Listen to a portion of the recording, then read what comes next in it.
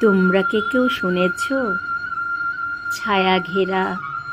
মায়া ভরা সেই গাঁয়ের কথা, যেথায় আজও বিহানবেলা সব বাড়িতে মোরগ ডাকে, ঘুঘু ডাকে ভর দুপুরে,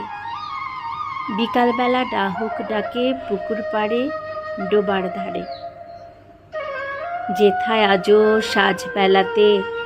ঝিঝি ডাকে শিয়াল ডাকে ঝোপের ধারে, চাঁদনি রাতে শাপলা বসায় তারার মেলা বিলের জলের ঝিলের জলে, যেথায় আজও রাখালিয়ার বাঁশির সুরে গায়ের বধূ উদাস মনে দাওয়ায় বসে প্রহর গোনে,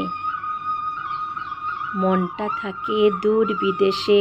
প্রিয়জনের হিয়ার টানে, যেথায় আজও দূর্বা ঘাসের নরম ডগায় শিশির জমে, ঝিলিক মারে ভোরের আলোর প্রথম রোদে, মুক্তা যেন ছড়িয়ে আছে পথের ধারে, মাঠের ধারে পা ভিজে যায় তার ছোঁয়াতে, যেথায় আজও মন ছুটে যায় মায়ের হাতের পিঠাপুলির অমোঘ টানে, নারীর টানে, সবুজ শ্যামল ছায়া ভরা